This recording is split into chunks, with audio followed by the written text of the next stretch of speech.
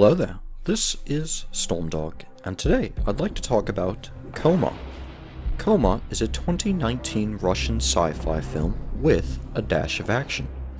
As the title implies, people who go into a coma find themselves in a fantastic world built from their memories, which is slightly ironic, because they can't remember anything from their real life, not even their own name.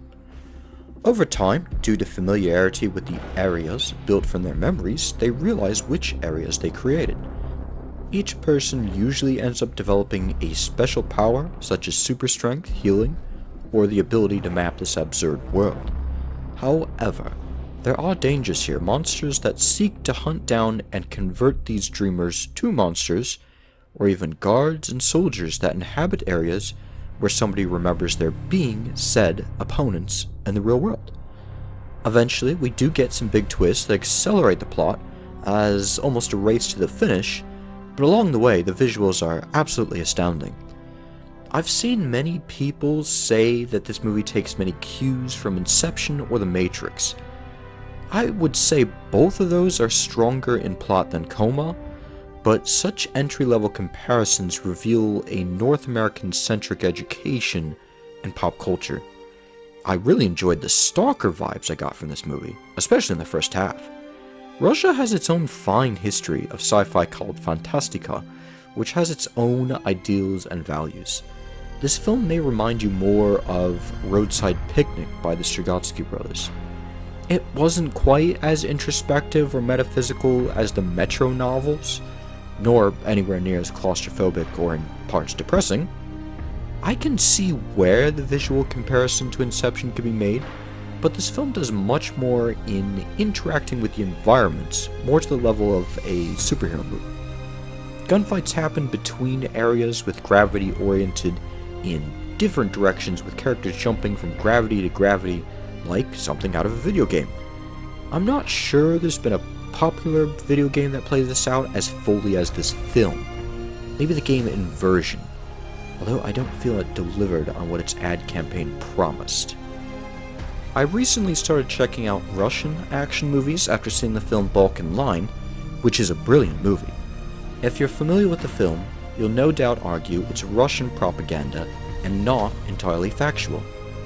I posit that it's told from the Russian view of the events, and besides, American war movies are not above shading events to make themselves look better, and often just as guilty.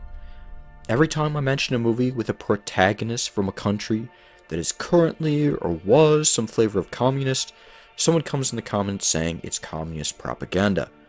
I was told this by many defense keyboard warriors on the subject of the film Eastern Condors, because no one bothers to do their research. Either way, Balkan Line is a phenomenal war film, which includes the viewpoint of the people stuck in the middle of that conflict, an example of the follies of the United Nations, and hard-hitting battles. The ending almost had me in tears, and if you know me, you know I only cry during the movie Babe. Oh my God. I now own a physical copy of the Balkan Line. I watched Coma with a relatively good English dub. I prefer subs, but one was not available. The film is directed by Nikita Argonov. This is the only directorial credit to his name, but he was a producer on The Guardians, a Russian folklore-esque Avengers that you should see at least once. Repeated viewings not necessary. He also did visual work on Mongol, The Rise of Genghis Khan, and Furious 2017, both great Middle Ages war films.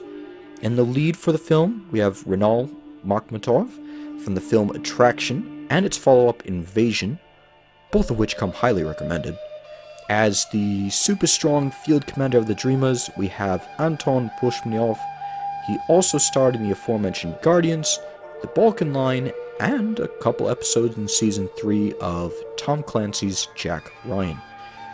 Milos Bikovic is the mapmaker of the Dreamers, and he has also starred in the Balkan Line, as well as co-producing it. I didn't realize there were so many connections between the two movies, but it was a very happy surprise. Lyubov Aksanovyev plays the love interest, and she was recently in Major Grom, Plague Doctor, which you can catch over on Netflix. Currently, you can catch the superior subbed version of Coma on Tubi, the best streaming service for your money.